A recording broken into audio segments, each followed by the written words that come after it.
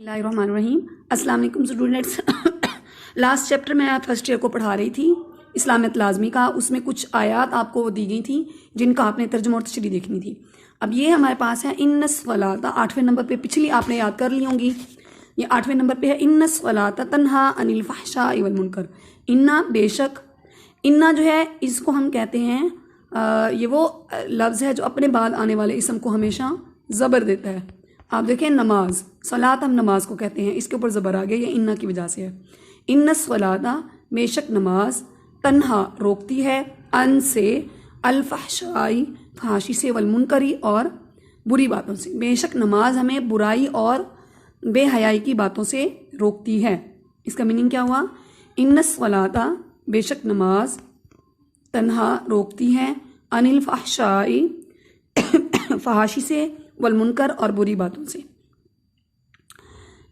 अब इंसान का जो जिस्म है उसके अंदर एक चीज़ है जिसको हम नफ्स कहते हैं। तो उस नफ्स को कंट्रोल करने के लिए उस नफ्स के अंदर भी कुछ बीमारियां होती हैं जिनमें एक बेहयाई या बुरी बात है, ये सारी चीज़ें उसके अंदर शामिल हो जाती हैं। जिस तरह जिस्मानी बीमारियों की तशखीस हो जाए तो उसके लिए मुनासिब दवा तजवीज़ होती है, और जब दवा तजवीज़ की जाती है और हम उस दवा को रेगुलर यूज़ करें तो वो दवा ज़ाहिर सी बात अपना असर दिखाती है। तो बिल्कुल इसी तरह अल्लाह तबारक व तआला ने जो नफ्स है उसकी जो एक बुराई है जिसको हम बेहयाई या इस तरह के काम कहते हैं, उससे बचने के लिए हमें कहा कि नमाज जो है वो उसको अदा किया जाना चाहिए। दिन में 5 औकात में ये हमारे ऊपर फ़र्ज़ है। फरमाया गया इन्नस्सलात कानत अलल मुमिनीन किताबन मौक़ूता, बेशक नमाज जो है मोमिनीन पर मुकर्ररा वक्त के साथ फ़र्ज़ कर दी गई है। तो ये नमाज का पढ़ना हमारे लिए बहुत ज़रूरी है। इसका मीनिंग बाद स्टूडेंट्स कर देते हैं कि तन्हाई में नमाज पढ़ना। तन्हा का मतलब तन्हाई नहीं है, तन्हा का मतलब है रोकना। नहीं से निकला है ये। नहीं किसे कहते हैं? किसी चीज़ से रोक देना। ठीक है, तो एक तो हमारे पास ये वाली आयत होगी। अब नेक्स्ट आप लोग देखिए, वाह और ला नहीं, तकसिबू, कसबा कहते हैं काम करना, कोशिश करना, कमाना। कुल्लू नफ्सिन, हर नफ्स, इल्ला अलैहा, मगर जो उसने कमाया, यानी जो शख्स जो कमाता है वो उसी का जवाबदेह है। वाह और ला नहीं, ताजिरू वज़न उठाने वाला, वाजिरतुम विज़रा उखरा, कोई शख्स किसी दूसरे का, यानी कोई शख्स किसी दूसरे के गुनाहों का बोझ नहीं उठाएगा। हर शख्स जो भी काम करता है वो अपने कामों का खुद जिम्मेदार है। उसने अपने कामों का खुद ही जाकर अल्लाह के हुजूर जवाब देना है। किसी के नामा अमाल का हमने जवाब नहीं देना।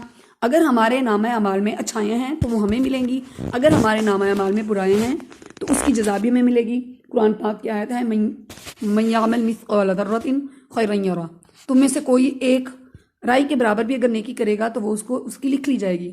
मन यअमल मिस्क़ाल ज़र्रतिन शर्रन यरा, और कोई एक ज़र्रे के बराबर अगर बुराई करता है तो वो भी अल्लाह के नज़दीक लिखी हुई है।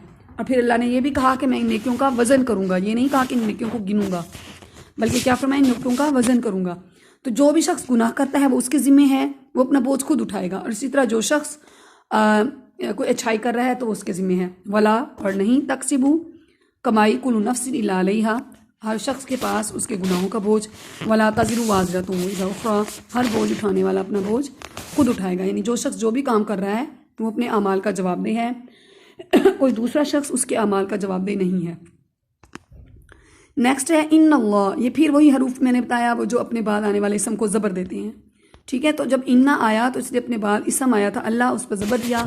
इन्नल्लाह बेशक अल्लाह ताला, यअमुरु अमर से निकला है, अमर कहते हैं हुक्म देना। बेशक अल्लाह ताला हुक्म देता है, बिल अदली, अदल का, वल एहसानी और एहसान का। बेशक अल्लाह ताला किस चीज़ का हुक्म देता है? अदल का और एहसान का।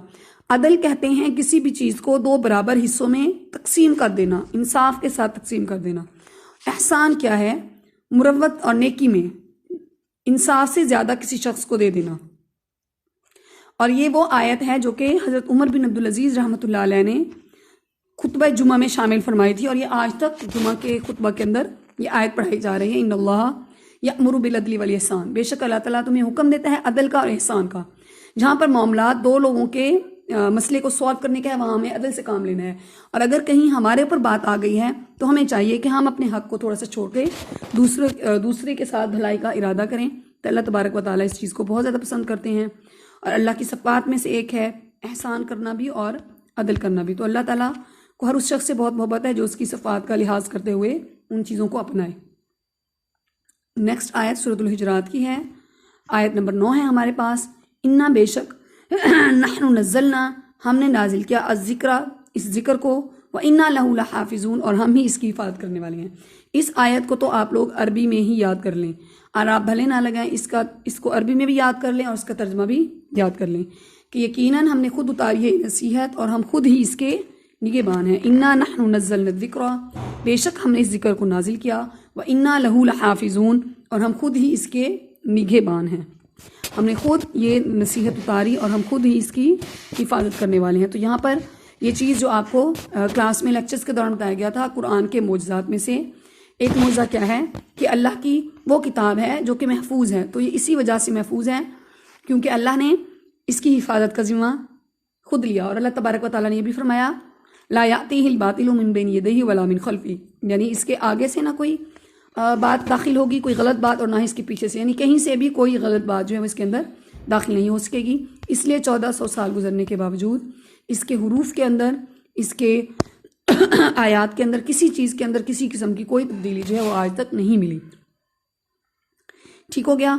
उससे नेक्स्ट हमारे पास आयत है या अय्युहल्लज़ीना आमनू, ए ईमान वालो, कुतिबा फ़र्ज किए गए, अलैकुम तुम्हारे ऊपर, अस्सियामु रोज़े। ये पूरी आयत है या अय्युहल्लज़ीना आमनू कुतिबा अलैकुमुस्सियामु कमा कुतिबा अलल्लज़ीना मिन क़ब्लिकुम लअल्लकुम तत्तक़ून।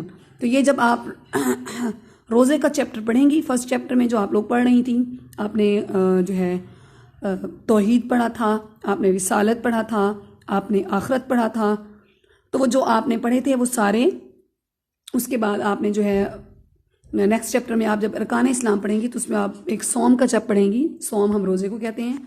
तो उसके अंदर आप इस पूरी आयत को तर्जुमे और तशरीह के साथ जो है वो देखेंगी कि या अय्युहल्लज़ीना आमनू, ए ईमान वालो, कुतिबा फ़र्ज़ किए गए, अलैकुम तुम्हारे ऊपर, सयाम रोज़े, इन तुम्हारे ऊपर रोज़े जो हैं वो फ़र्ज़ कर दिए गए। तो ये हमारी जो है नेक्स्ट आयत है। आप लोगों को मेरे ख्याल है परेशान होने की ज़रूरत नहीं है। अब आप सारी फर्स्ट ईयर को आइडिया हो गया होगा कि मैं इस्लामिक लाज़मी का लास्ट चैप्टर पढ़ा रही हूँ, ठीक है। और इसके लिए कुछ ऑब्जेक्टिव जो है वो मैं आप लोगों से शेयर करती हूँ। आप लोग उसके नोट्स बनाना शुरू कर दें, उसके नोट्स बना के रख लें, क्योंकि ये जो आपके पास बुक है इसके अंदर ये नोट्स वाली चीज़ें मौजूद नहीं हैं।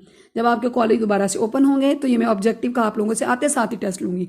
ये नहीं होगा कि आप डिले करें कल परसों फलां दिन, नहीं, बल्कि मैंने आते साथ ही आप लोगों की क्लास में इस पूरे चैप्टर का टेस्ट लेना है। इसको ऑब्जेक्टिव के साथ याद करती रहें। और ये जो आयात मैं अब आप लोगों को पढ़ा रही हूँ, ये पेपर में अक्सर इसका तर्जमा आ जाता है कि आपके पास 2 आयात दे दी जाती हैं कि इनका तर्जमा लिखिए, और वो 2 नंबर का होता है। इसी तरह आगे आपके पास अहादीस हैं तो वो 2 दे देते हैं कि 2 अहादीस का तर्जमा लिखिए, तो वो आपने उसका तर्जमा लिखना होता है। आज आपकी तारुफ़ कुरान और ये जो कुरान की कुछ मुंतखब आयात थी वो आप लोगों ने पढ़ ली। कल इंशाल्लाह हम तारुफ़ हदीस पढ़ेंगे और उसके बाद हम हदीस की जो है वो कुछ जो बुक्स हैं वो उसको भी पढ़ेंगे। लेकिन आप लोगों ने परेशान नहीं होना, जो ऑब्जेक्टिव मैं शेयर कर रही हूँ इसके आप लोग नोट्स बनाते हैं, तो इंशाल्लाह आपका मसला जो है वो हल हो जाएगा। अपना ख्याल रखिए और मेहनत करती रहें, टेस्ट अच्छे से याद करना है ताकि आप लोगों के ये जो दिन है ये वेस्ट नहीं होने चाहिए। अल्लाह हाफिज़।